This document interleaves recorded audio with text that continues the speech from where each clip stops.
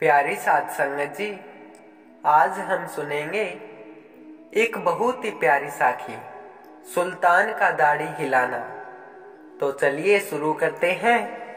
प्यारी साध संगत जी, सुल्तान महमूद प्रजा की हिफाजत के लिए रात को भेष बदलकर घूमता रहता था। एक बार उसको 5 चोर मिले। उसने पूछा कि आप कौन हो? उन्होंने जवाब दिया, हम चोर हैं। फिर उन्होंने पूछा कि आप कौन हो? महमूद ने कहा, मैं भी चोर हूँ। इस पर चोरों ने उसको अपने गिरोह में शामिल कर लिया। अब चोरी करने की सलाह हुई, लेकिन चोरी करने से पहले यह तय हुआ कि उन्हें अपने में से किसी एक को सरदार बनाना चाहिए। इस पर सब सहमत हो गई। सरदार चुनने के लिए जरूरी था कि सब अपना अपना गुण बयान करें, ताकि जिसका गुण सबसे अच्छा हो उसे ही सरदार चुना जाए। पहले चोर ने कहा कि मैं ऐसी कमंद लगाता हूँ कि एक ही बार में रस्सी फंस जाती है, फिर चाहे सैकड़ों आदमी चढ़ जाए।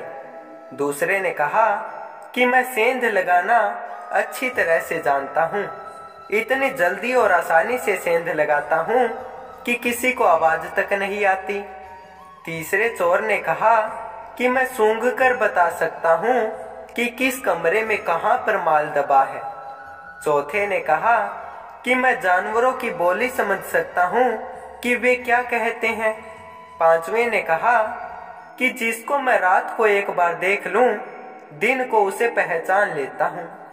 बादशाह सोच रहा था कि मैं क्या बताऊं। जब सारे चोर अपना अपना गुण बयान कर चुके, तब बादशाह ने कहा कि मेरी दाढ़ी में यह सिफत है कि चाहे कितने बड़े अपराध वाले चोर डाकू फांसी पर चढ़ रहे हो, जरा दाढ़ी हिला दूं तो सब आजाद हो जाते हैं। चोरों ने जब यह बादशाह का गुण सुना तो उसको सबसे अच्छा समझकर अपना सरदार बना लिया। नजदीक ही महमूद का महल था। यह सलाह हुई कि आज बादशाह के महल में चोरी करें। मजबूरन बादशाह भी मान गया। जब महल को चले, रास्ते में एक कुत्ता भौंका। चोरों ने चौथे चोर से पूछा कि यह क्या कहता है। उसने कहा कि कुत्ता कहता है कि हम में से एक बादशाह है। सब जोर से हंस पड़े। बादशाह भी हंस पड़ा। महल में पहुंचकर पहले चोर ने कमंद लगाई, जो तुरंत लग गई। सारे चोर और बादशाह ऊपर चढ़ गए। दूसरे ने सेंध लगाई। तीसरे ने सूंघकर खजाने का पता बता दिया। माल की गंठरियां बांधकर नीचे आ गई। अपने इकट्ठे होने की जगह पहुंचकर चोरी का माल बांट लिया और अपने अपने घरों को चले गए। अगले दिन बादशाह ने अपने आदमी भेजकर चोरों को पकड़वा लिया और फांसी का हुक्म दे दिया।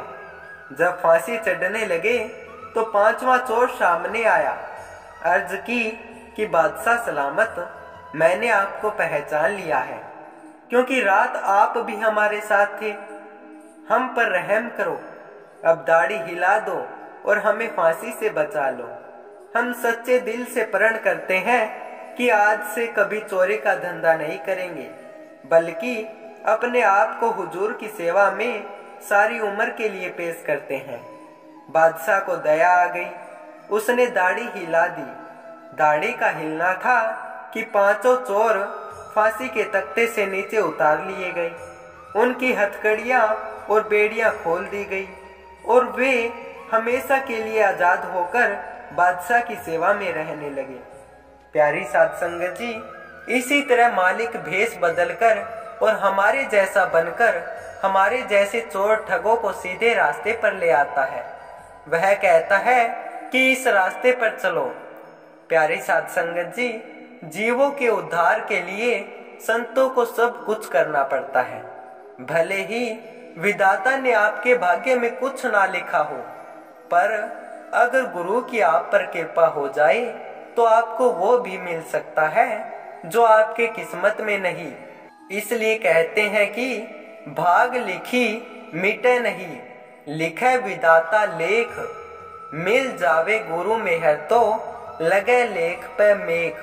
प्यारी साध संगत जी, भाग्य में लिखा विधाता का लेख मिट नहीं सकता, पर किसी पर गुरु की मेहरबानी हो जाए तो विधाता का लेख भी दीवार की मेख पर लटका रह जाता है।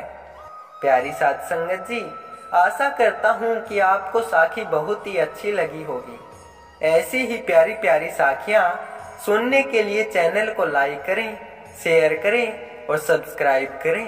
धन्यवाद।